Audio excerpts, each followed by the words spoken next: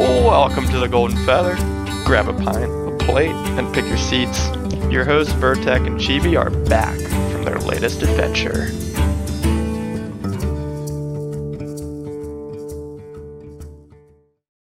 Hello, everybody. Welcome back to another episode of the Golden Feather.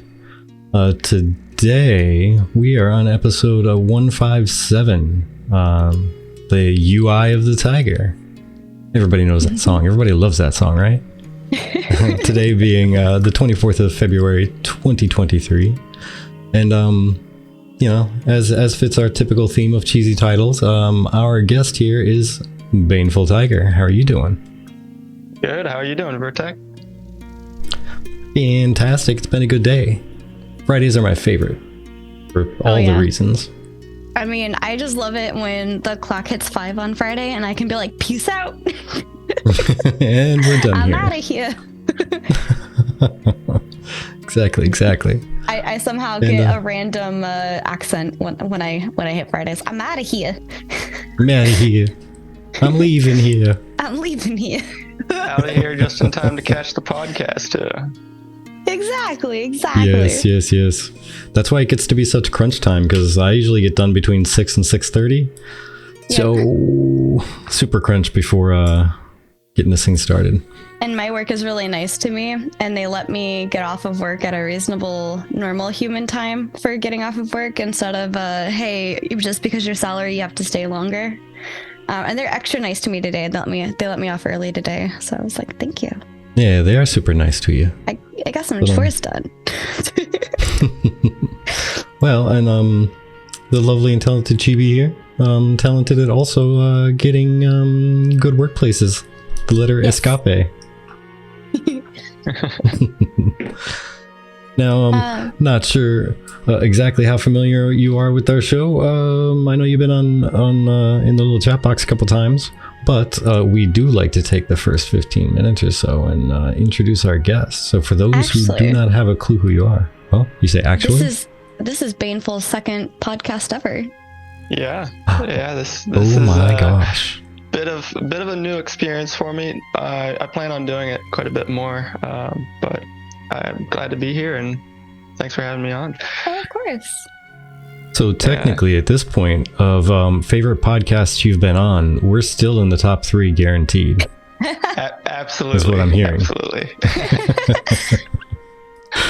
So do tell us, and everybody else out there, who is you, and what do you do, and what brought you to Ashes, and where are you going to be doing this forever? Oh, well, I am Baneful Tiger, as most of my friends call me Tiger. I live in Montana. We're here in the mountains. It was 2 degrees outside today, so consider that if you want to move out here.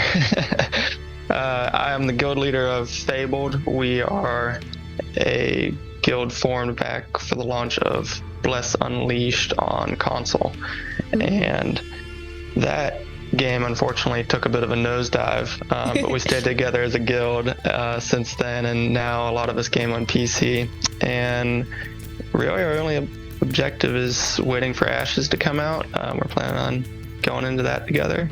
Nice. Yeah. Are you guys going to be playing any games while you're waiting?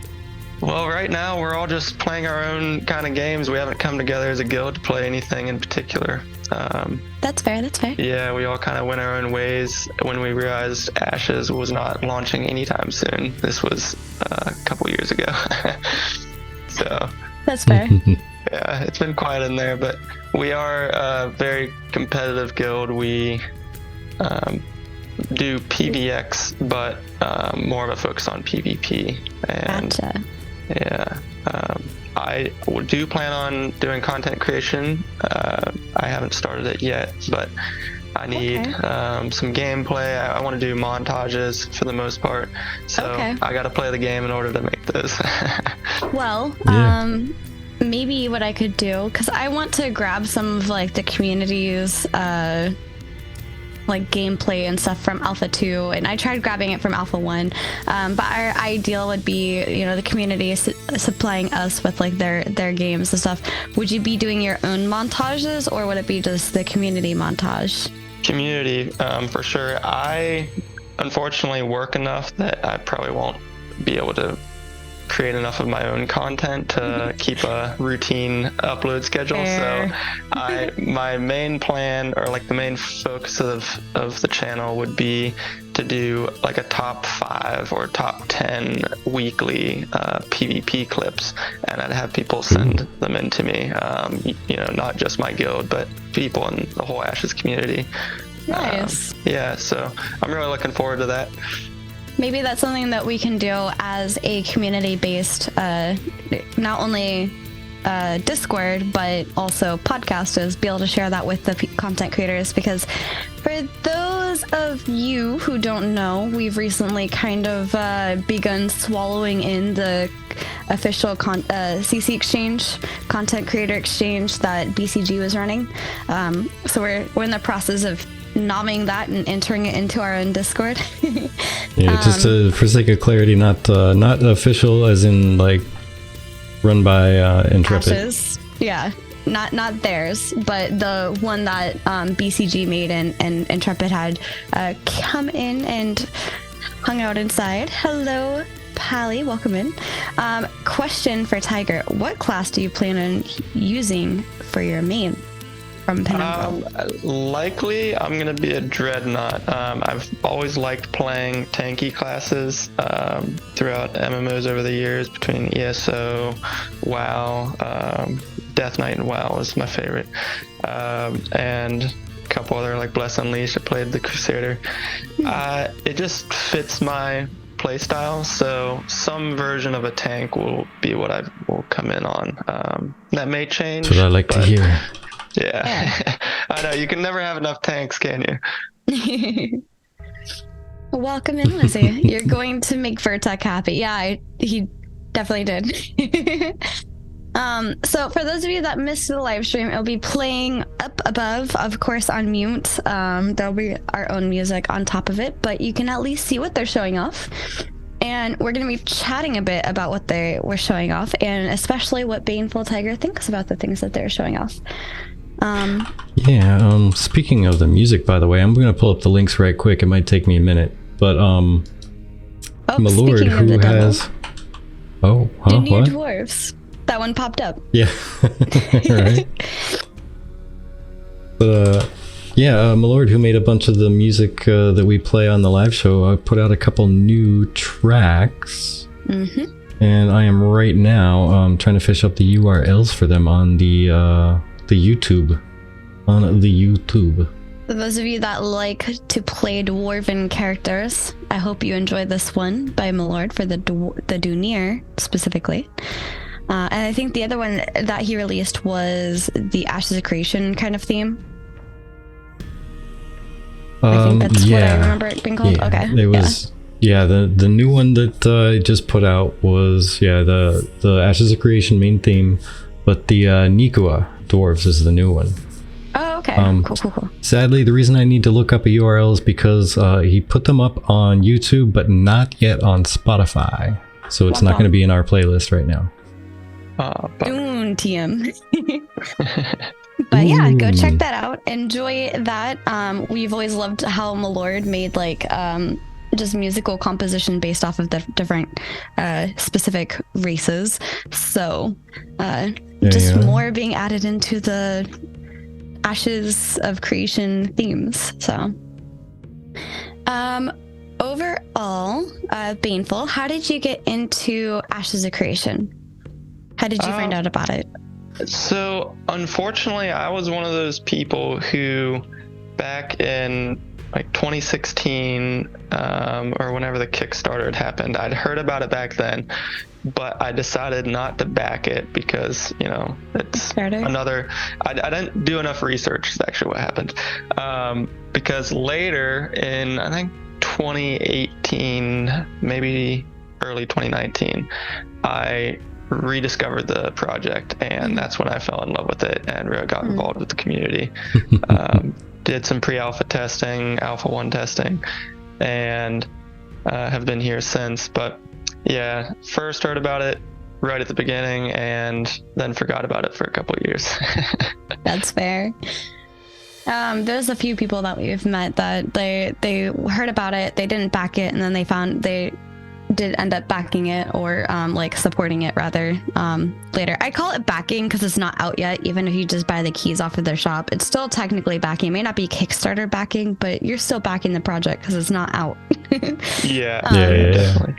But yeah, I mean, and honestly, that's a question that I've seen pop up recently is it worth getting a key?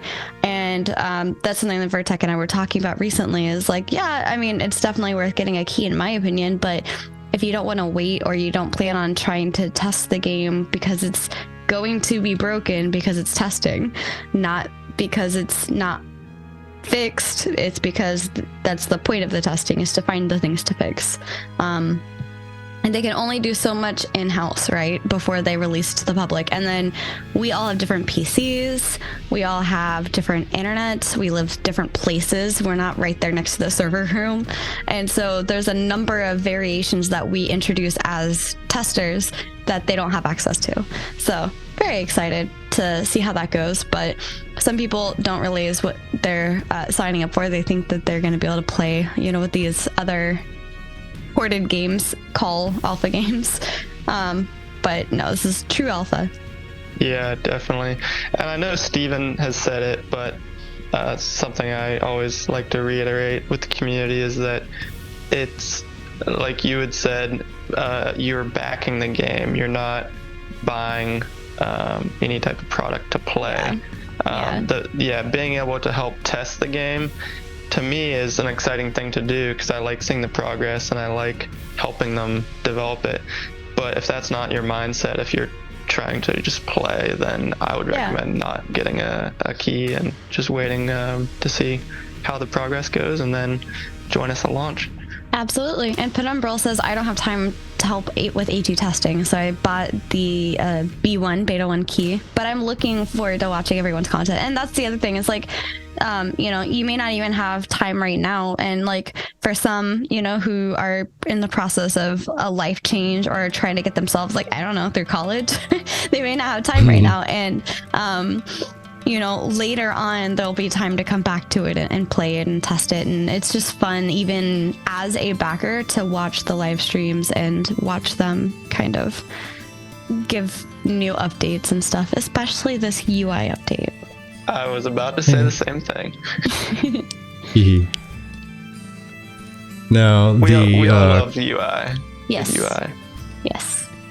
And the one thing, by the way, Penumbral, that you might be interested in, I'm not sure if you heard us say this before or not, but when we do the alpha testing, we're going to be streaming it, and we're kind of going to be doing almost like a Twitch plays request. Yeah, almost like a Twitch plays. Like, hey, if you want to see a certain system tested, and you pop in and ask for something to be tested because you want to see what it's like because you can't get in there and play right now, we'll run over and do that as long as we're not in the middle of doing the same for someone else already. Yep. And, the reality is we're going to be doing a lot of stuff ourselves that we want to test out. So it's nice to see what you guys want to see and what you guys are thinking of. And apparently, and I think I may have missed it, I don't know, Vertec, did you find it? Apparently in Alpha 1, there was jumping puzzles? Yes. Did I miss those? I mean, I suck at them anyway, so I probably wouldn't have cared, but did you see them?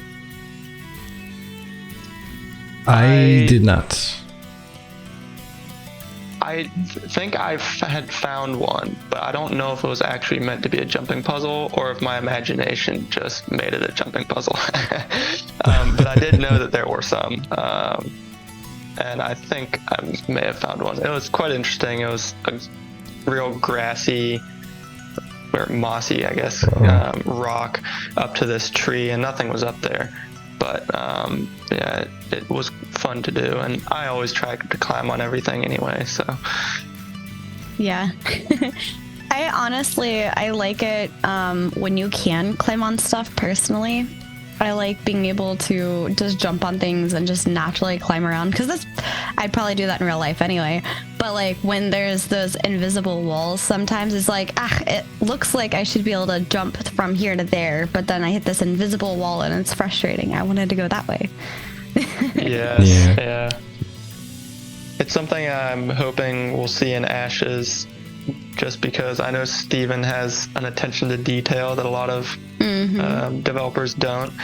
Because, there's nothing more immersion ruining than running into an invisible wall instead of just not being able to climb something because it's too steep or whatever the case is. Nice, Wizzy. My friend, the invisible wall, lazy peon. Nice. All right, shall we get into the live stream? Sure. Let's do it. Do you have any other questions? Okay, cool. So we know, just to kind of preface, we know that there is possibly a delay for Alpha 2 being released because of Unreal Engine, right? Was it Unity or Unreal Engine? I've always Unreal Engine. Okay, Unreal Engine 5.1.1, which apparently has even more wonderful little tidbits for the artists. But the reason why they're having a little bit of a delay getting into 5.1.1 is because of all of the custom stuff that they've had to build thus far. And then making sure that all of that custom stuff works with the 5.1.1 and fixing what doesn't work with 5.1.1. And so they're in the process of doing that. But apparently, right when they were going to hit the button on go for 5.1.1 released, and they were like, oh my gosh, there's even more awesome stuff. So I imagine if there is a delay for when they were initially planning A1 or A2, release, that's probably why. And they do talk about it a little bit today and some of that stuff. And I think the live stream, no, I think it's me. Okay, yeah, it's me. I'm gonna just lower my quality so that I'm not eating up any internet that you might need. There we go. Yeah, it's also OBS is being weird with me right now. Okay, gotcha. But I think that it's going to be pretty awesome, and it sounds like the team is excited for that 5.1.1 to be brought in. No, it's stopping for me too. Okay. Yeah, sorry guys. We got the OBS that's being sillies. Pretty soon when we get to move, hopefully we'll get better internet. That's the one thing I gotta check into, see where fiber is out there.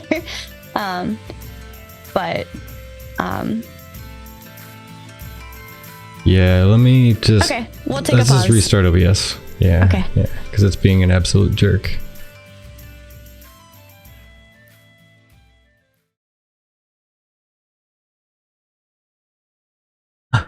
Are we back? Are we back?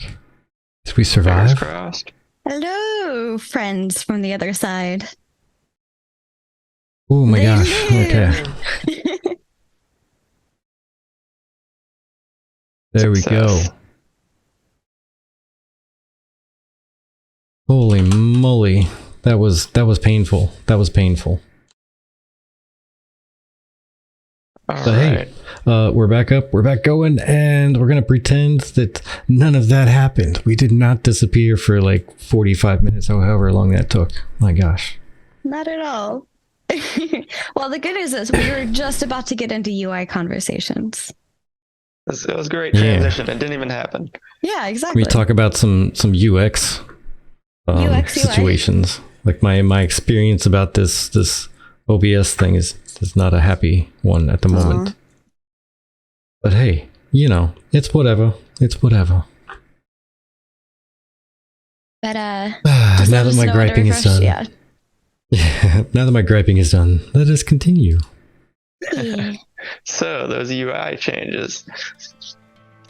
Yeah, I think they're really lovely. I have to say, I have a lot to say about this one, so I'm gonna very limit myself because I want to be respectful of other people getting a word in. But as a front-end web developer, this live stream really closely resonated with me and my love for UI. But in general, I think they did a really good job compared to the previous months of getting the video edited and done ahead of time before putting it out there live, so it wasn't done like the day of or like the night before in a rushed manner. And I think it really shows. It's a nice pacing and it's very clear and organized, and I really like it. Oh yeah, they did a great job with this one. So overall, what are your guys' thoughts on the new updated UI? Do you like the direction they're going? Do you not like the direction they're going? Vertek, you want to kick it off? Sure. I do like the direction it's going. I know maybe it's just me misremembering, but I'm pretty sure it's a lot more stylized, kind of into their art design and the Ashes feeling than what was on that tank video. They've added some flourishes on the corners of things that kind of make it sink in a little bit better, and they kind of removed a little bit of the doesn't quite fit right aspects. Like the coloring that they did, all the flourishes around the stuff. Yeah, the pizzazz. They added the good Ashes pizzazz. Yeah. Yeah, definitely. It kind of reminds me of like a mix between Guild Wars UI and WoW UI. I quite like it. Yeah. Yeah, and I loved how hey, that was me confetti. It was you confetti. I like how they went into being able to adjust the HUD unit and the UI overall for yourselves. And I kind of loved that they took a moment in the stream to talk about how like Maggie prefers everything being a certain way, and then Steven actually ended up picking up from there and saying like even different player roles play differently. So like if you're healing, you want one type of UI because there's one thing that you're focusing on, rather than if you are doing DPS, you're probably focusing on something else. And even within the different DPS things, like if you are melee, like a rogue, you're probably going to want something in the way where you can tell when your poisons fall off, versus your casting, knowing when like a big cooldown cast is available for you to use again, and things like that. And I like that they're keeping this in consideration of not only people who play different styles of the game, but also like I know they're planning on making, you know, the official Ashes of Creation content creator group. So having that in mind for different creators when they're live streaming, like where their cam placement might be, and being able to adjust the UI around their cam placement, which Maggie specifically mentioned. I thought that was really, really cool. And it shows that we're kind of entering with Ashes a different age in multiple facets. Not just, you know, here's where the game is differing from other games, but also like keeping in mind that people are streaming these days versus back when these games first came out. Like I don't think Twitch was even really a thing when World of Warcraft first came out. And so like it just shows the progression and there being mindfulness of it. I like it. Oh, definitely. Yeah, being able to move things around and set up your overlays in ways that make sense is such a huge quality of life thing that I know not everyone streams, but just to think of that specifically is great. I love it. Yeah. And they also mentioned, you know, they want a really good base UI so that you don't have to adjust it. You can adjust it for a very, very custom experience, but they plan for a solid default UI so that most people don't need to adjust it. And they're even keeping in consideration what your UI should look like in a party or in a raid, or like not in either of those things when you're just out in the world exploring and things like that. I really love that they're bringing that attention to detail. For sure. It's really nice to be. Go ahead. Oh, go ahead. Nope, guess first. Oh, all right. Thank you. I love that the team at Intrepid, like I'm sure some people know, but Steven interviews everyone that comes onto the team, and one of the main things that he asks them is the type of games that they've played, what they liked about them, and all that. And so I feel like as a whole, the Intrepid Studios development team just care about the little things more than any other studio I know of. Absolutely. And that's awesome. Yeah. And Vertek, you were gonna say something? I forget what it was. It wasn't terribly important. It was like a side comment. Oh, okay. So I don't think this is, the game feels like it's taking entirely too long, but at the same time, the amount of detail they're putting into it makes it feel worth it. Yeah, absolutely. I feel that, because it does feel like it's taking a really long time, but kind of what I was getting at before we went down was that 5.1.1 is an even bigger upgrade for them than just 5.1 for Unreal Engine, and that is something that, you know, they value with what it brings. They value taking that extra amount of time to incorporate 5.1.1 into their workflow. And you can just tell, I mean, if the energies match up from the December Q&A that they had with their devs,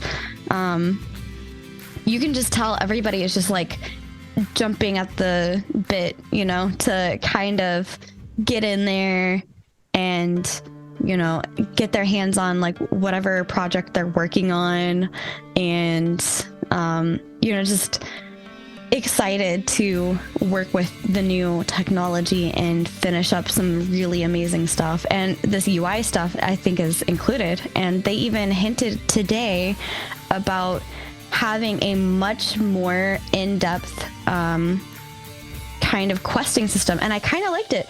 For those of you that played Guild Wars 2, it seems like they're going with story arcs as a general basis, but a much more in-depth thing than like Guild Wars 2's story arcs even are. And so I'm curious to see what that looks like and what that feels like, you know. But hearing everybody being able to bring their joy of other games back to the table, and having these other games like Guild Wars 2, like Arc Age, like all of those, and being able to have them as points of reference while being able to develop something, being like, I liked this from this game, and then having that chat about it. Sir Unsington says, what's a story arc? How a story progresses? It's pretty much how a story progresses. You can think of it as like chapters and living out chapters in a book. Like, think about one of your favorite TV series, and how there may be, say, 20 episodes in a season, but for about 3 to 4 episodes, they really follow one character. That's a story arc. Like that one little story arc within the overall story. Yeah. And that's just, you know, a light surface of it. Did you have anything else you want to add to that? Tiger? Just that I really am excited about the different, like, just following the different servers and stories that each server is going to have. Oh, absolutely. With Ashes. Yes. Because, yeah, like, not only are they putting in all this detail into their individual, like, game story arcs, but because of the nature of the nodes and how the game progresses on each server, you could be talking to someone who plays on a different server who has a completely different game experience than you did, and that's going to be so cool to talk about and read about, and yeah, it's exciting. Absolutely, I'm looking forward to that too. Yeah, I like how they were talking about how the quest and story arcs and whatnot are going to end up changing in real time. Mm-hmm. And I think maybe I missed it, but I'm pretty sure that when that was mentioned, it was something along the lines of when something happens to a node and, you know, a certain part of a quest line isn't available anymore there, it'll maybe direct you to another node where you can start to finish that up. Oh, that's kind of cool. I didn't hear that. Yeah, He said something along how they're being very ambitious with the quest system and the journaling and how the quest system is going to work in general, and how the quest will even be updated in real time. Penumbral, fair, but that's fair. So for those of you that are wondering what we're talking about, we do our Monday Tavern talks with the community, and this last Monday we talked about having alts and what it would be like to have alts and ashes, and if ashes was going to make it kind of more enjoyable to have alts than like World of Warcraft does. And so Penumbral was one of the many. Hello, Laura, welcome in. Penumbral is one of the many that was saying, the game should be a reason enough to have an alt. It should be fun enough for you to want to play an alt and not feel like a drag, And it was just one of those moments where Penumbral was like, and again, the nodes will be constantly progressing and changing, and so your alt, Vertec, will also have a variety of story arcs and progression. I am an altaholic, and I know I have a problem. I just like playing with my friends with all Anonymous, the classes. Not to be confused with Alcoholics Anonymous. We'll be writing books about the adventures of Vertex alts. Yeah. No, friend, there are more than gosh. 12 steps. The 12th step gets you to acknowledge all of your alts. and that there is a problem. It takes 12 steps to realize that there is a problem. Yeah. That's where the journey begins. But even like Maggie said that, in a living world, your experience is going to be very different than the person who starts like 6 months to a year after you. They're going to experience the world differently. And I mean, I have no problem with that, honestly, because if you think about reality, we experience the world currently way different than our grandparents experienced the world. Mm-hmm. It's just a fact of life. You will never have the same game experience. And I think that's cool. Like, you'll have the same game experience to a point, but not the same story and particular order experience. And I think that's really, really awesome. And that's what really makes this game very unique. Everybody, it's like D&D, right? Just because you run the same campaign book doesn't mean everybody's campaign comes out the same exact. I like to run mine a little differently. I like to customize mine, So it's just... I think that it adds to the livability of the world. The fact that my experience is going to be different from somebody else's experience. And it excites me.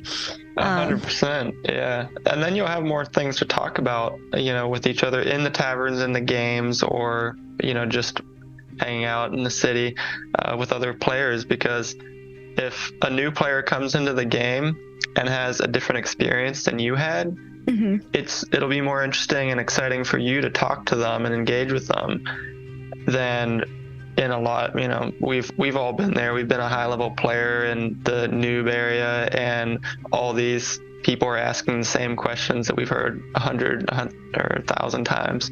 So in that respect alone, it'll be great to see what happens and to have the opportunity for new players to have a completely different game experience than we did.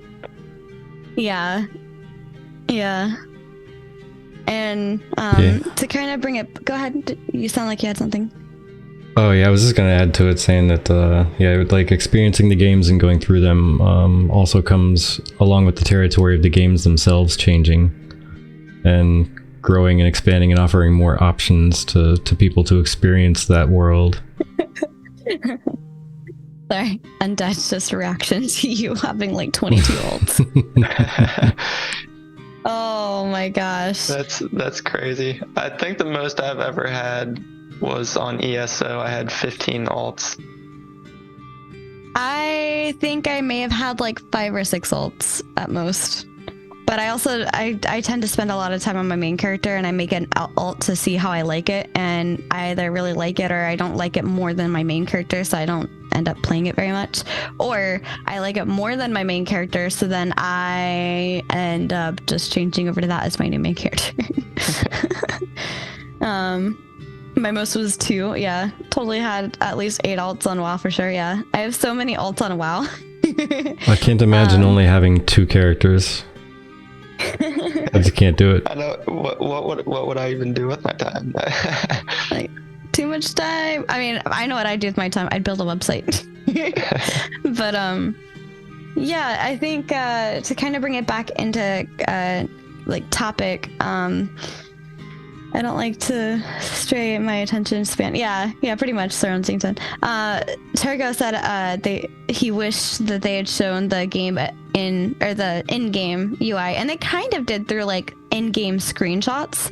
I feel like to kind of show how it's gonna work, and I really love if you look at the pictures, especially because some of the people have been tweeting stuff out, or if you look at the live stream video, there's different tabs at the top, and they're gonna have different filters, and it'll kind of gray out the things that you're not looking for. So if you're looking for gear specifically, it'll gray out everything that's not gear and kind of highlight the gear a little bit more. I also really liked on that same token, your paper doll or the character screen that you pull up to look at your gear automatically has your gear there, so you don't have to also pull open your inventory bag. I thought that was really cool. Definitely, yeah. The character sheet was interesting. Did you notice on the right side there were a couple tabs? One said equipment. Mm-hmm. I think the middle one said stats. Oh yeah, okay. On the equipment, yeah. And then on the far right one, it said equipment sets. Yeah, equipment sets. Mm-hmm. And they were talking about having different loadouts for different sets. Yeah, I like that. Although I was wondering, like, if the idea is that we have one set for both PvP and PvE, yes, Wizzy, we certainly are. If we're going to have one set for both PvP and PvE, then what are the points of the other sets, I wonder? Maybe they're different, like, for example, they hinted at on the live stream today that Carfin was more of a arcane and essence place. So maybe you have like one armor set that's more arcane resistance, perhaps. Yeah, there could be that. Oh, go ahead. I have wondered if the environments and seasons will change the gear you're wearing. You know, if you're in a desert, you'll get some sort of bonus for doing lighter gear versus heavier gear, or, you know, even with the seasons changing, if that will affect your has gear like itself. A lot of questions that perked up in me, you know. Yeah. Lots of questions. Intrepid, we have questions, and you love making us have questions. And you love even more knowing that you make us have questions and then not answering them. Just, you know, winky face.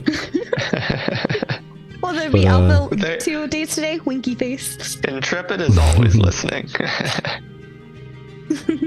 But yeah, there's a bunch of other reasons also for the extra gear sets. There could be, say, a gathering set with like some gear that has bonuses to gathering. Ooh, true. True. I didn't think about that. Let's say you also wanted to switch up your secondary archetype every once in a while.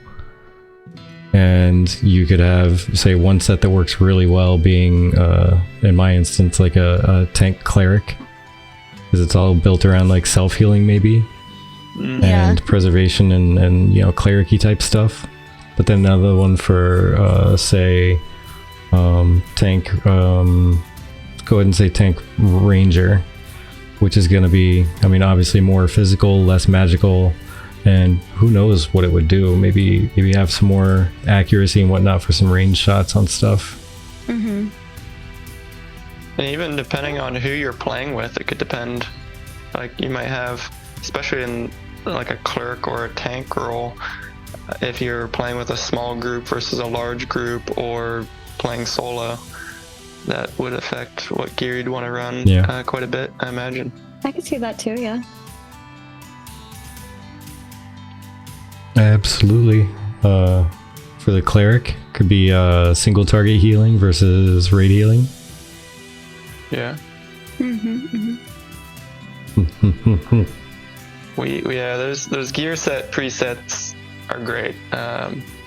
I've only played a couple games that had something like that, but it's so nice. Yeah. Being able to switch it all out at once is fantastic. Yeah. chat is speculating on when Alpha 2 might be out. Turgo's thinking maybe 2024, and then Pally is thinking late this year. I have nothing to say, but I think it'll probably be later this year too. But that's also based off of the fact that they're giving away Alpha 2 keys, like our friends over at Tangents of Creation have pointed out a couple of times. So my prediction is that since we're moving towards the end of May, going into June, it's going to be when we're moving. Alpha 2 is going to begin early May, like the second week of May, when we're going to be busy packing and whatnot. I thought you were going to say like late May, early June. Oh man. It's gonna start like as we're really busy packing up and making arrangements and taking care of stuff last minute. That's when it's gonna happen. No, Pally, not now. That was for back during the live stream. They were giving, like, the fact that they gave out. So to kind of clarify, Tangents of Creation said that they had noticed a correlation between when they gave out Alpha 1 keys and when Alpha 1 came out, and how there was a gap of time where they didn't give out any Alpha keys at all. And then now they've given out Alpha 2 keys for the last, like, their 24-hour live stream this last year. And so they're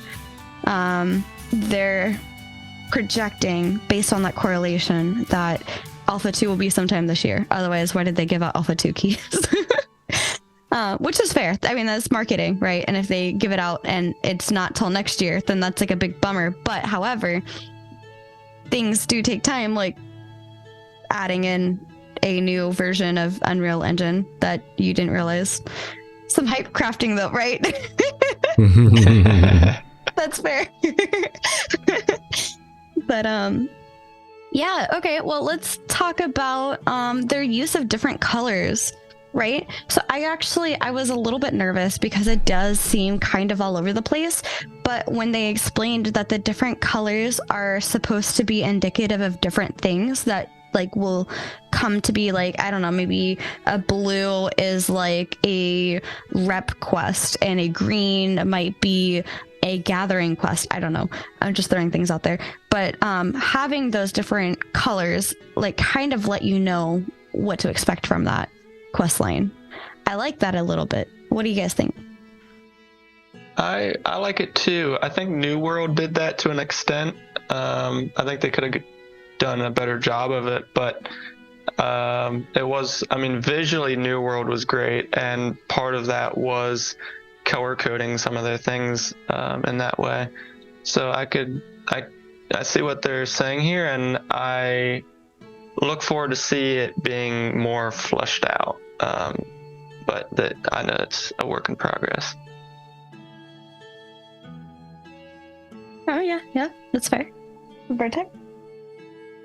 Yeah, I like that they're using different colors. I'm actually really curious to see how it plays out, just in the actual experience on how varied those colors might be. Like, are they going to be very bold and standoutish, or are they going to be somewhat subtle by the time it's all said and done? Because I think, personally, I would probably prefer the more subtle approach, like just a little bit dulled down, so that you can see the color, but it's not like a vibrant one. Yeah. Wizzy says Redbeard and I sponsored an Alpha 2 launch date pool for $50 stream gift cards, which we closed guessing last May. We still have 3 live guesses. Once those guesses have passed, I'll pay out to the winners, then start a new one. Everyone will be welcome to enter. Awesome. That sounds awesome, Wizzy. The colors are customizable. Oh, that's cool. I didn't realize that. I thought there were specifically 4 different types. Great point, but you shall not dissuade me from the A2 hype, because I noticed Steven shift his chair the same amount of times he did before during the Alpha 1 release. It's game time, baby. Oh my gosh, that's hilarious. I love this community so much. Me too. Yeah. You know what just popped into mind? The thing that they were talking about with threat meters. We kind of talked exactly about that on our Tavern Talk on that Monday, about how I'd be okay without having a threat meter as long as there was some indicator on the mob that showed when you're losing threat. Yeah, because that would still be pretty cool. Like, that may be a little bit more immersive than an actual meter or like a visible, light or, color indicator or something. Yeah, I like that. I wonder, are you thinking just maybe the mob, if it's aggroed to you, could give off a slight, maybe more of a red glow or something than it does naturally? Or what are you thinking? Well, I like a threat meter. Yeah, I like how they mentioned that there would be like visible indicators, like the boss would look at them or make an action or in some way physically with their body and mannerisms that they're about to start wandering towards somebody else. Yeah, basically saying if you are an observant person, you would be able to tell that pretty quickly here. If you don't do something to keep aggro, then somebody else is going to pull that aggro from you, instead of there being an actual threat meter. Which apparently he really doesn't like the idea of meters. He feels like meters pull away your immersion to game. I 100% agree. Yeah. I'm normally a little on the minimalist side when it comes to how much user interface I have. Even on ESO, I didn't like having a lot of the extra I forget what you call them right now, but like telling me when I've lost aggro and stuff.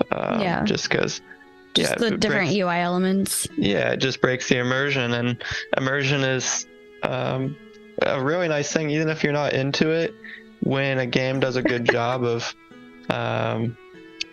bringing you into it itself, instead of making you live that fantasy out in your own head. Lizzie, all I have to tell you is you have to go watch the live stream. Gotta go watch it. Gotta go watch it. I got an idea for IRL Tavern, Vertec, and Chibi. You can have the bar games from Ashes at the Tavern as well. That's kind of what we were hoping to do, is figure out like what Ashes is planning on doing and see how we can incorporate that IRL. But part of the reason why we call our Sunday games the what was it? What's it called? I have it up here. Parlor Games Day is because that's what they call it in Ashes, is tavern games inside of the tavern. It's parlor games. So yeah, absolutely. If we do get to realize the pipe dream of opening up an actual tavern, that'd be a pretty cool thing to do. Absolutely, get some actual physical games made. Haven't seen the update yet. Do you think, from what you saw, instead of meters, we will most likely have something along the lines of indications of threatening actions or mobs during fights? Yeah, I think so. I think you'll know if you're pulling too much threat if you're paying attention to the mob and not your buttons. And the tank will know if somebody else is about to pull threat if they're paying attention to the mob. ALC needs a tavern card game with collectible cards. I was actually thinking of trying to make something like that. I thought that might be kind of fun. I would buy it in a heartbeat. That sounds awesome. Yeah. Yeah, if you could go around like Gwent from Witcher, run around the world collecting cards. Yeah, that'd be cool. I love for some way to at least be able to figure out what numbers work best for damage or healing output. I don't want to do this old school way. Yeah, it's not an if I will make sure your dreams come true. Aw, thank you, Oracle. We really, really do. Oracle for says those of it. you. Go ahead, sorry. It shall be. I was gonna make a pun. Oh, okay. Make the pun. If Oracle says it, it must be written in the stars. Yay. But yeah, Undead Pally. I feel the same way. Like the damage and healing meters not existing and it seeming elitist and exclusionary. I think it's going to be worse without them. Now that we live in a world with Discord where you can just instantly stream your game to other people, they're going to tell you to do stuff. Or else you're not getting in the raid. Like, alright, we haven't met you before. There's no gear score. There's no meters. Not saying I'm a huge fan of using them to exclude people, but if they need to make sure that you're at least of a minimum range to even survive, or to make sure the raid survives, then they're gonna have you do some crazy hoop jumping. Like, alright, stream your game in Discord and go kill this thing. Let's see how long it takes you. Let's see how you use your skills. What buttons are you pushing? Honestly, I have a very different perspective from Steven, and I think this is fine, but I would like something that allows me to compare myself to other people. And that's because of the type of player that I am. However, what I mean by that is not like, let me compare myself so I can make fun of other people. It's let me compare myself so I can become better. So for example, I've only played, for the first time ever in my WoW history, I've only played a shaman for about 2 months now. Yeah, today would be 2 months. And that includes making the character and leveling up the character. And I think I've been level 80 for about a month almost. So learning how to play my class has kind of come into thank you. Learning how to play my class has kind of been something I've learned in the last month or so, you know. Please add a 100k point redeem. You suggest what that point redeem will be, and I will consider it. Hello, Ravon. Welcome in. I'll put in a 100k point redeem, and it's just going to say 100k Big point Money redeem. Wizzy. I like it when they call me Big Wizzy. It's going to be the tiniest little fanfare off in the corner of the screen. Just a little pop of confetti going, psh. That's funny. But I really like it though, because then I'm constantly learning. I'm looking at how other people are doing. I like seeing how other people are playing their class so I can play my class better. I like knowing that I can kill things faster, and that's important to me as a raider. Maybe not as a day-to-day player, but as a progression pushing and hard content pushing raider. I really like knowing that it doesn't have to be through like meters necessarily. The meters help me know who's doing better than me. But being able to look at somebody else's stats on the server even, and being able to be like, okay, well, this person is outperforming me. So what kind of stat weights do they have? What do I need to do better to make mine? Because I like min-maxing, but that's not UI. That's just me. And hey there, by the way, Revan. Hello. Welcome. I like it. When someone says Discord stream killing X, I'll be like, nope, bye-bye. Yeah. Now, to combine a couple previous comments, like Sirensington said training dummies. I'll get to that in a moment. I had an idea for that one. I just haven't posted it out anywhere. I think I've talked about it a couple times here. But I agree with Undead Pally here, saying very excited to not have a repeat of WoW, where you literally can't play the game at higher levels unless you've downloaded at least 20 different add-ons. I could agree with that. I could definitely agree with that. That's why I'm kind of happy that, you know, there's not going to be a threat meter, but there's going to be threat indicators built into the actual enemies that you're fighting. That I like, as long as they all have threat indicators, like everyone down to the swarm of goblins that you're going to be fighting.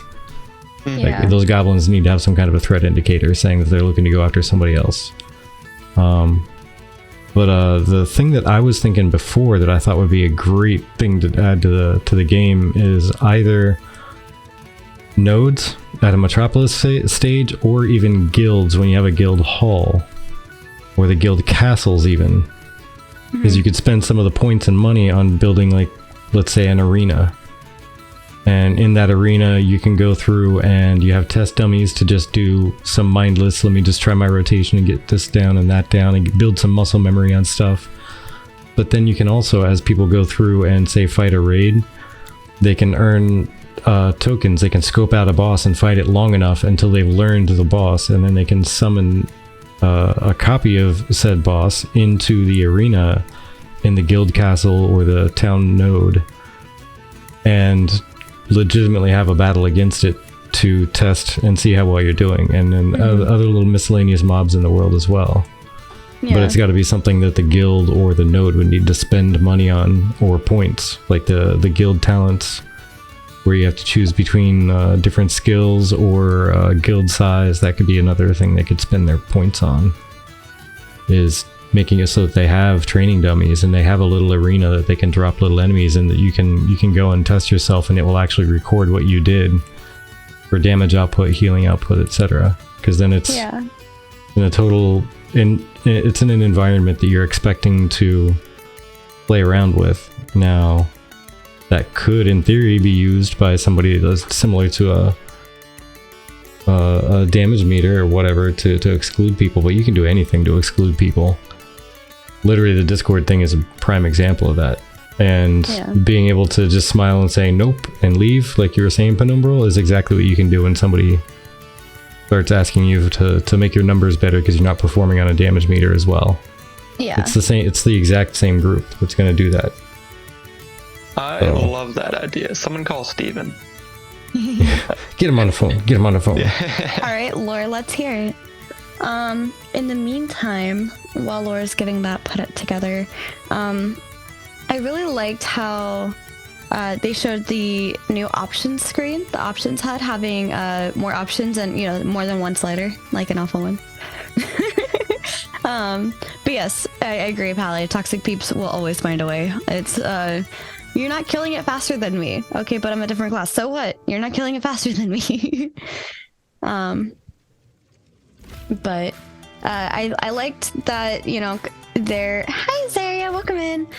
Their options is going to be very full of different sliders and things to turn on and off and things like that. So one of the things that they had to work on with the HUD, not only is the journal really intricate, but so is the options HUD. And those are two areas where there's probably going to be a lot of time spent, right? Initially or occasionally in the options and also in the journal to see what you're working on towards progressing for like questing and stuff.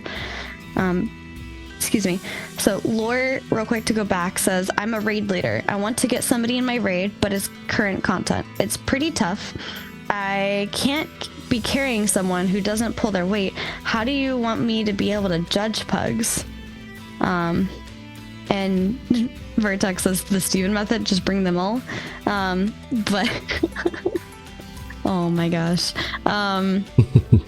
I did have a thought about that. Yeah. I know Steven's talked about how he wants titles and different like indicators on a person's character to kind of show their accomplishments and also give you an idea of like how strong their gear and their character itself is. I wonder if there will be some things kind of like ESO had this, where if you had a couple of different titles from different raids in the game on, people automatically knew that meant you had qualified with a good raid group, so you could get in with a new raid group that didn't know you, and that was the title itself was your qualifying, like, you know, your resume, so to speak. Yeah. And in that respect, I could definitely see them doing things like that in Ashes. Yeah. It just. Yeah. No, the other thing. Oh, sorry. Go ahead. I was just going to mention, since they were talking about gear and stuff, this is really quick, so it won't take too long. But talking about gear and titles and things like that is legitimately, it'll be a gear check instead of a damage meter check. Like if you don't have all of insert gear that drops before this raid, then you're not coming with us. The end. And then all they got to do is visibly look at you. I have a problem with that. And my problem with that is that we literally are having this issue with me personally because I'm still learning my class. For the gear set that I have, I am not performing to the quality that I need to be performing for the gear score that I have. And so just because there's a gear score there doesn't mean that you are performant with your class. And very true. While having a better gear score does help with your performance, you could have the complete wrong stats for your class. You could maybe just not know how to play your class very well for the gear score, where like maybe somebody who is performant for that might be putting out at least either another 50% to 100% of what you're putting out. And so it's one of those things where I like being able to go through like WoW logs and seeing how I'm doing and things like that, because for me, that gives me something to strive for. That gives me another thing to push for, especially towards end content stuff. But I just like feeling like I'm helping and not holding people back. And I don't necessarily want to be like a pink parser or whatever for World of Warcraft peoples, but it's just one of those things where I want to at least increase how much damage output I'm doing. And I don't really know how to tell that necessarily, unless there's someone for me to rank it against and compare myself against somehow. Yeah, that's definitely fair. I know Intrepid has talked about they won't be allowing add-ons, but from hearing them talk back and forth and Steven throwing out ideas, I do believe they're going to have a pretty robust built-in some different trackers and stuff that you can use. I imagine, because it is a hard line to take, and I appreciate Steven being open about it so early on, but just saying like, no, we won't allow add-ons is a risky thing to say to the public these days. Yeah. But yeah, I sincerely hope and do believe that they'll do a pretty good job of incorporating as much as they can on their end. Yeah. You're in here. Oh, sorry, I'm reading my own thought. I didn't see the rest of the question because when I was responding and then there was like a pop-up for something and it cut off the rest of it.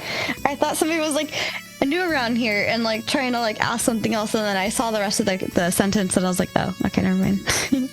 Yeah. Yeah. I mean, I would agree. I do like the fact that he's being open and upfront about it. I think it can be risky because some people are very addicted to their add-ons. I'm okay with it. Like I'm not really either way about it myself. I guess if anything, I would lean more towards being happier that there's no add-ons allowed, just because it puts everybody kind of on the same field, and the game can be designed around that being a core aspect. I guess as long as they can do everything that makes up for what add-ons could give people. Yeah, and I was gonna say, I guess that's where like I could have that question be posed, because I don't think anybody ever has actually asked Steven directly.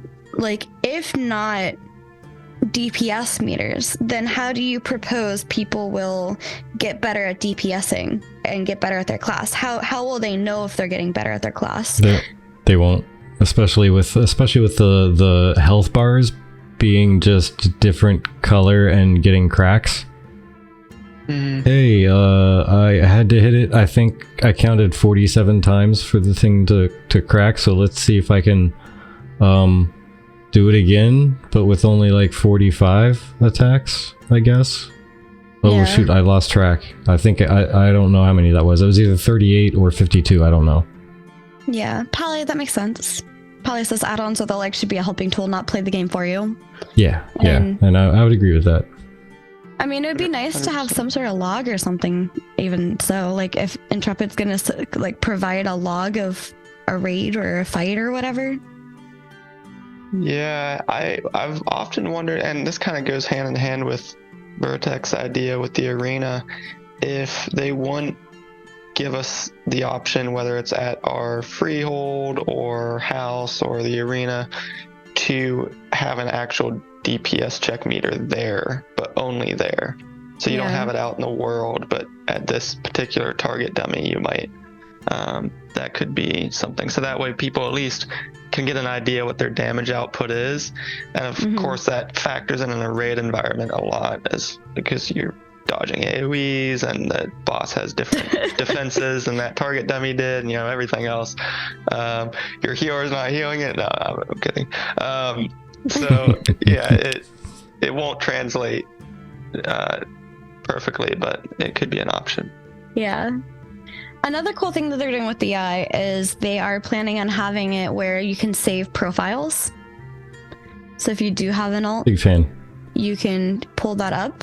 It would be cool if you do save a profile and be able to share that.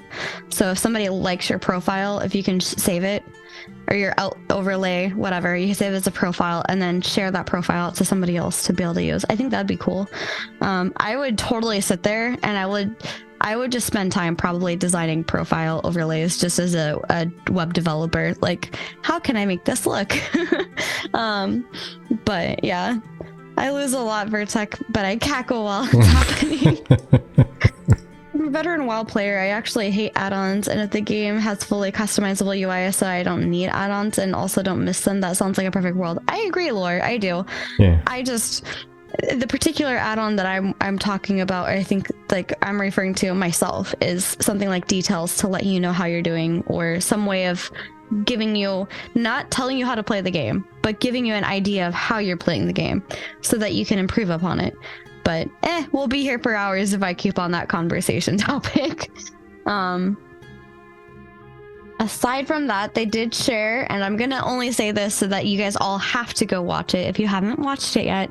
At the very end, they shared a little sneaky peek of Carfin, which will be next month's live stream. So, congratulations, I made you go watch it. That's the homework assignment for the weekend. That's the homework assignment, yeah. Watch the live stream. Yeah, little sneaky peek. Yeah, it was a little peek, but it was neat. Got me curious now. More curious than I was before. Yeah. Yeah, definitely.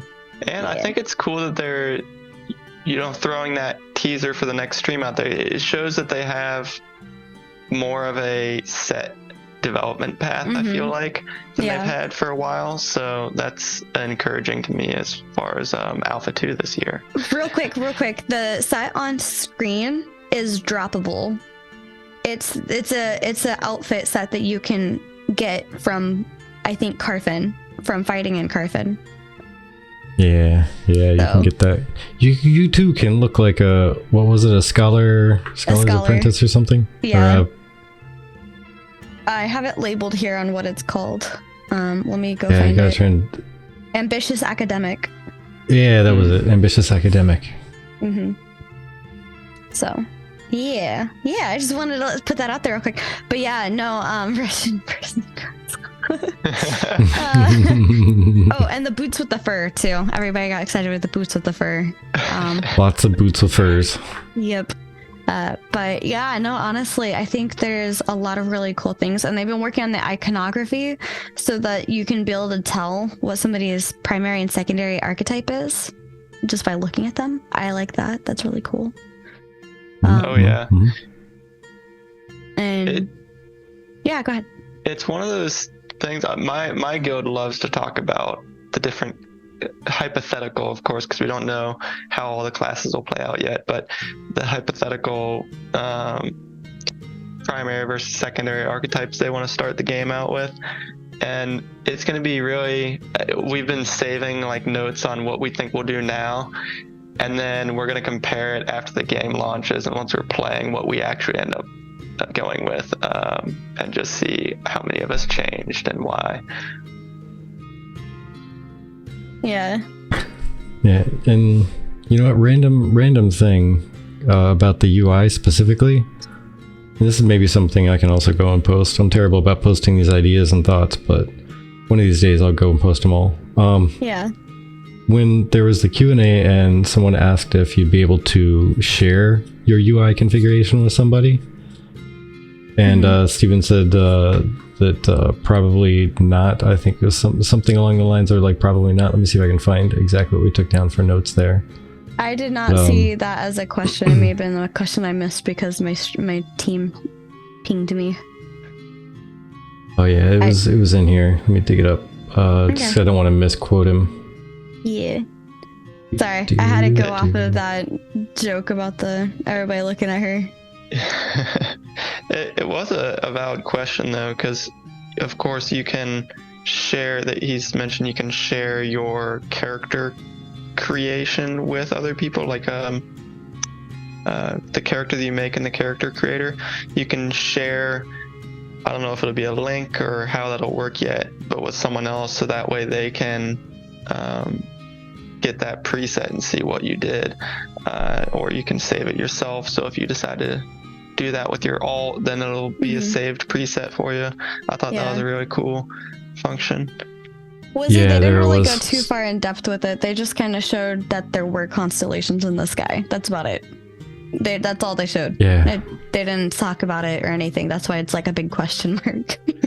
Yeah, they talked about it, but it was like they saw you looked at it for, it was like a minute, and then they talked about it, but it was it. that it existed, not like anything about like what they're about or anything like that. Just like, here's one here, and you have to go to a different place to find another. That's all they said. There's the sky, and there's some stars, and let's run over here and look at those stars. Okay, next. Yeah, pretty much. But yeah, the UI thing, it was his response was basically, that can be difficult. We've talked about it in the past. Different classes and characters might have unique items in the UI exposed that are not transferable or shareable. Now, that can be gotten around by having two separate types of profiles. Because think about it, if you're going to configure your UI, right, yourself, your UI, and then you log into a different character, I'm pretty sure that you would want to be able to use the same UI configuration, right?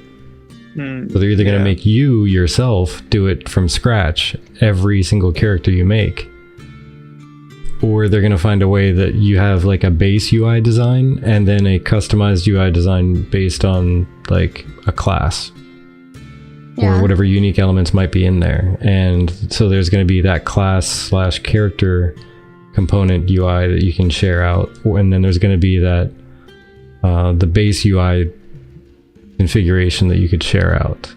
If they just had two separate profiles, you know, more like a shared across the account, and then a class-based or even character-based profile that's very specific to that class, I think that'd work out well. Yeah, I agree. Vertec is full of good ideas. Oh yeah, he's got ideas for days. He could just go on and on. I just pretend I make stuff up. I wonder what settings would be more demanding on the computers. Possibly, that's a good question. I don't know. There's nothing worse than making a new character, or at least just someone who makes a lot of alts, and needing to reset up your UI every single time. Yeah. Just, hey, I want to create a quick character and play with my friend real quick. Let me just go ahead and start a new... Oh, gosh, I gotta do this again. I don't want to. Man, I'm gonna have to play with you tomorrow. I'm not setting up this UI today. Yeah. That's fair, Wizzy. That's fair. Oh, man. I'm starting to wonder if they're gonna keep a lot of the C-related things under wraps until we just get Alpha 2 and get into it. They've been mostly hush-hush. You know, and that's one of the best solutions to a lot of the questions people have. Is all you got to do, Steven, is just get us the game. You won't have any more questions, no repeat questions, because people will be in there and playing it, and it'll just, you know, they'll find it. Yeah.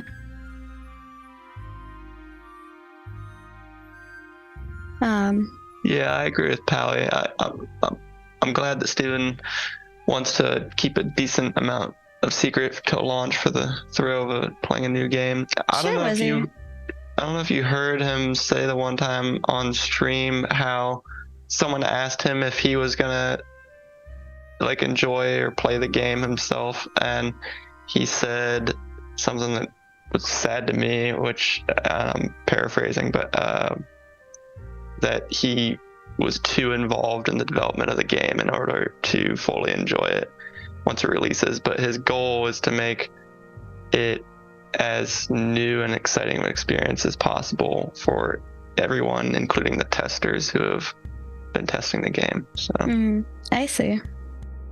Okay, let's see, Wizzy. So the topics being Mariner classes, constellations, animal husbandry, to name a few. Okay, well, if we come across those specifically, I'll make sure to give you an earmuff warning. Yeah. Type it out in chat. It may be hard if like that's an entire episode though. Yeah. That'll be the episode name. It'll be like episode 165. Wizzy, don't watch this. It's about constellations and animal husbandry. But well, between our beforehand and afterhand, we've been live for a little over an hour. Biggest takeaway from today's conversation on UI, I think, would not be too bad, because I know not everybody here has been able to go and see the live stream, so that's your homework. Chat, next week I'd like to see you guys have a little bit more knowledge on the UI stuff. But what's the biggest thing from our conversation today that you take away about UI, and why is it your favorite? Probably the discussion around the damage trackers and add-ons versus not add-ons. I always find that discussion to be one of the burning questions different gamers have, because some people are totally against it, some people are totally for it, and some people are in the middle. I'm mostly in the middle. But I know seeing the progress in the UI today with the development upstream, it made me have more faith that they are going to do a good job, despite not allowing add-ons to cater to the general crowd that plays MMOs. So yeah, I was very happy with today's live stream for that reason. Awesome. Yeah, I would agree. Vertec, did you have one? Or did you want me to go first? I would kind of say it's the same thing. Just to talk about all that stuff, because the main summation of all of it really is that I would love to play a game where the UI doesn't require me to download an add-on to be able to stomach it and just deal with whatever it's trying to do.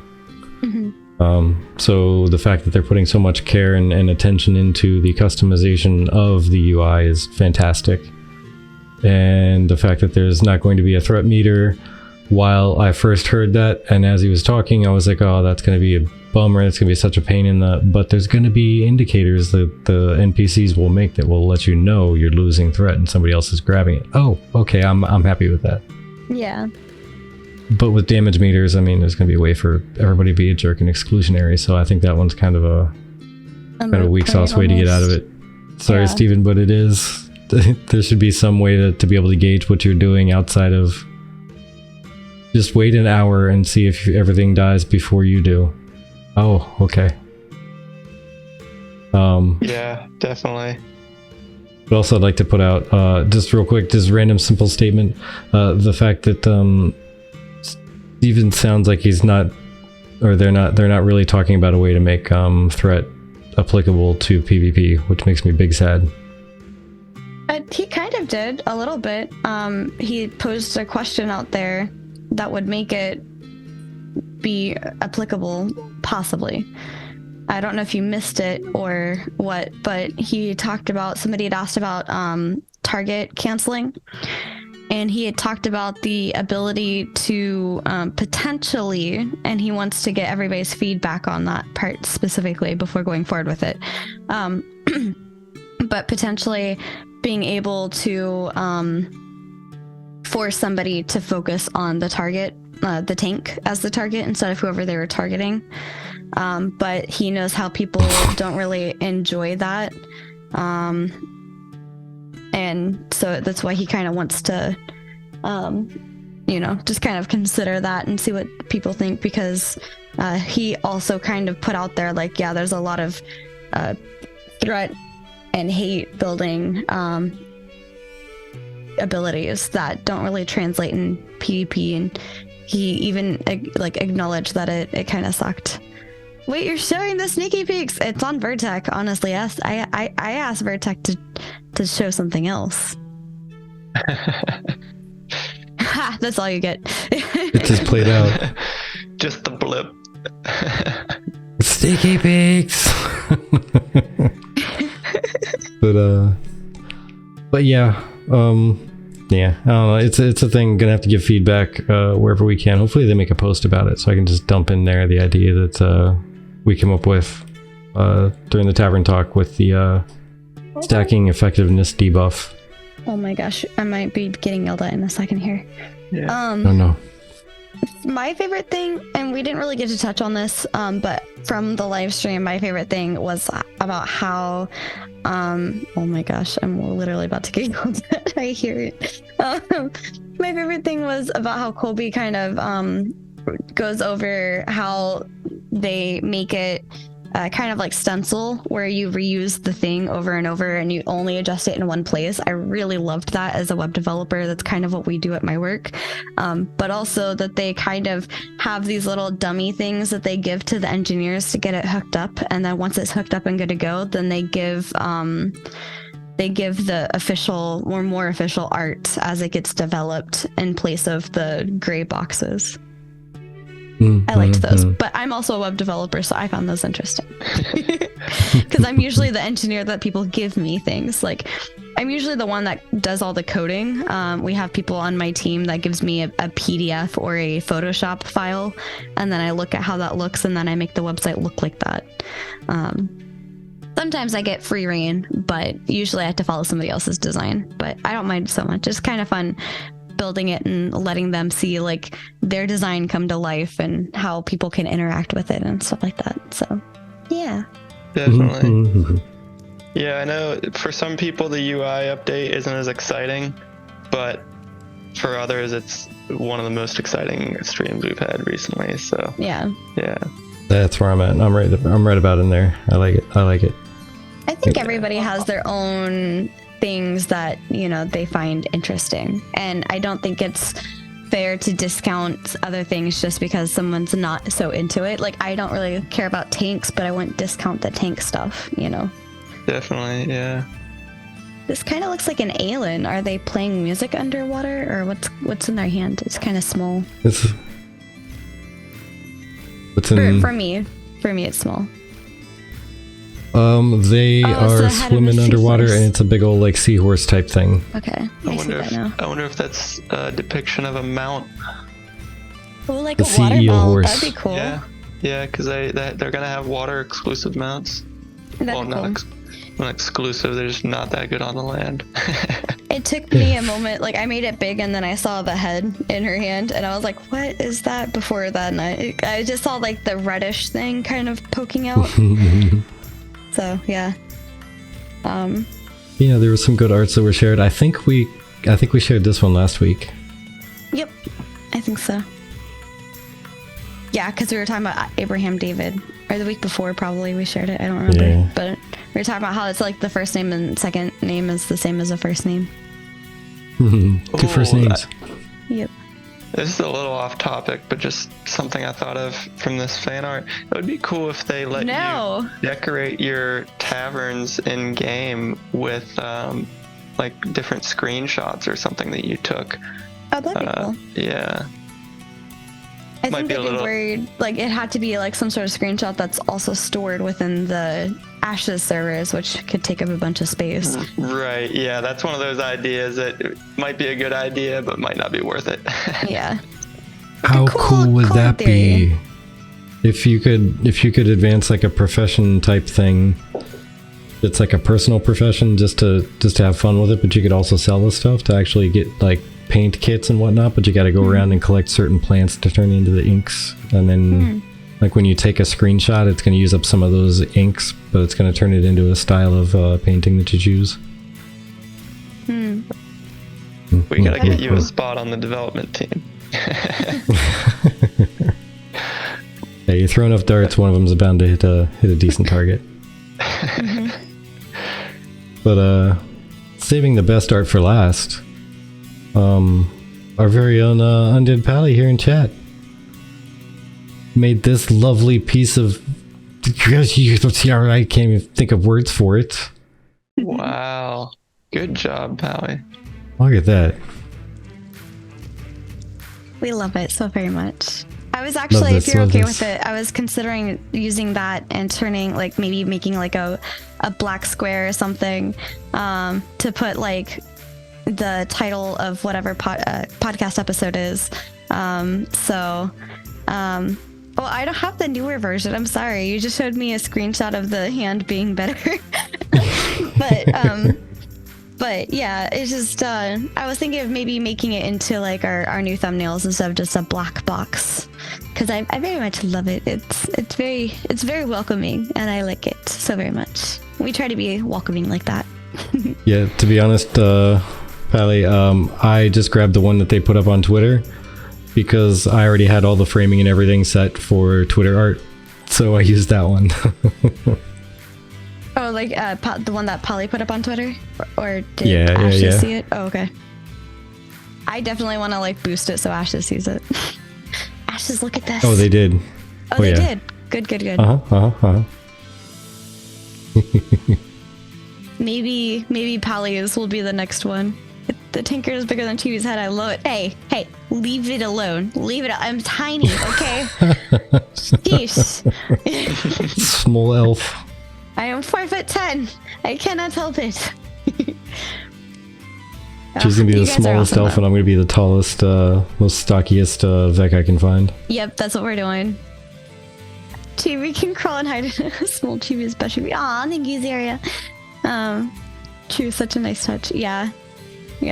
I mean, I should probably find, I think the picture that I took in Orlando area where I did get a tinkered as big as my head. I should find that and put it in the Discord for you all to enjoy. Definitely. Good luck to. Well, you see, what you do is you fill it halfway with the same thing everyone else is getting, and then you sneakily fill the rest with water. And then she can hang and have just as many mugs as everyone else. No. You fill it halfway with ale, and the rest with bubbles. Then I'm drinking and I just get a face full of bubbles all up in my hair and my horns. That's what I call frosted tips. I love it. On that note, this is why we love you guys. You guys are super awesome, and we hope you guys feel as welcoming as this image makes us feel like we feel. But yeah, honestly, we wouldn't be here without you guys, and we want you guys to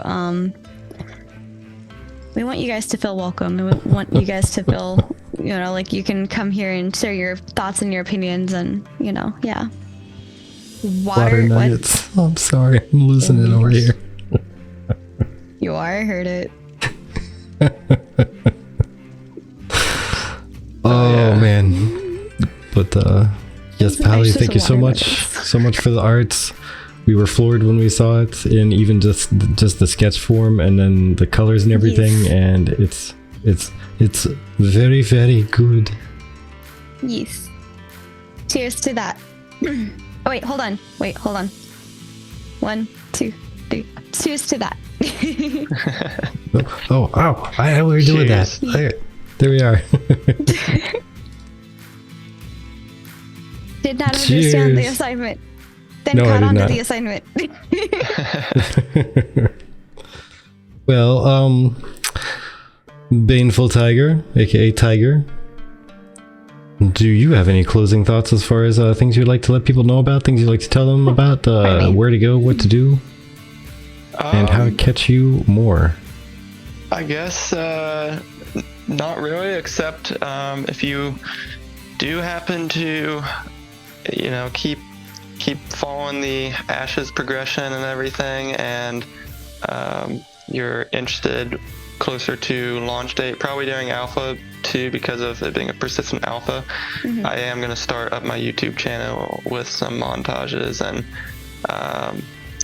feel free. It has nothing on it now, but feel free to subscribe, and once I do go live, I'm going to try and stay consistent with my uploads and try to get some feedback from the community too, as well as a little segment I'll do, which is a highlight reel.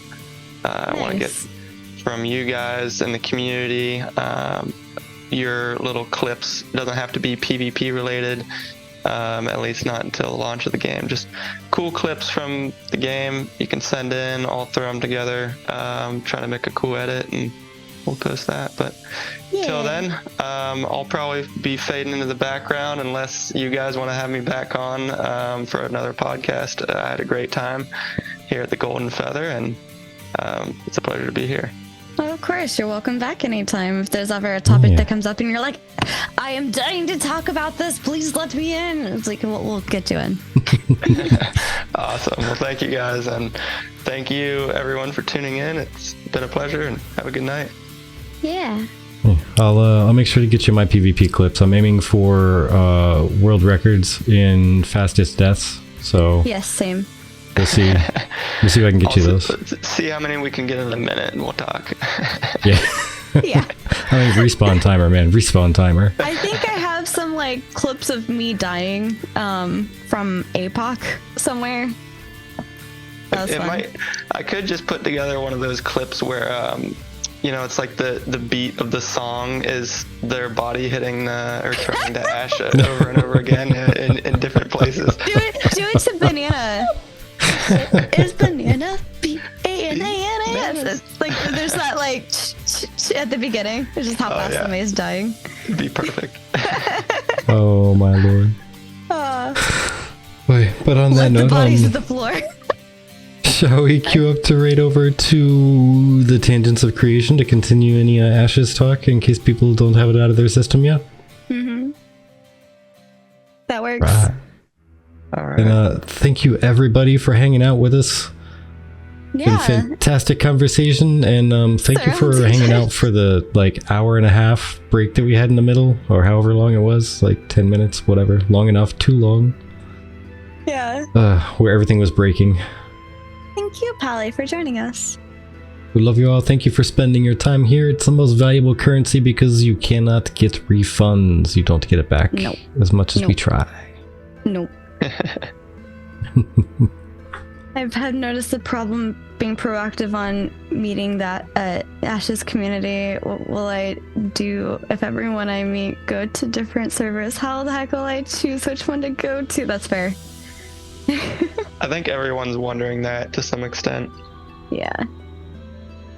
Agreed. I'm gonna go ahead and start this raid as we do our usuals. Goodbyes. And it looks like they're chatting about the UI update too. So, they have a guest on. Yeah. No. What? No. They. Okay. Maggie's in the middle because they're on that one part of the video where everybody is on the left side that it looks like. Annie's on top with Maggie in the middle, and then. That's funny. I love it. Okay, at least Annie got the Steven spot. Yeah. All right, I got pawned. Bye, everyone. I'll put the picture in Discord soon. See you guys. Thanks for having me. Goodbye.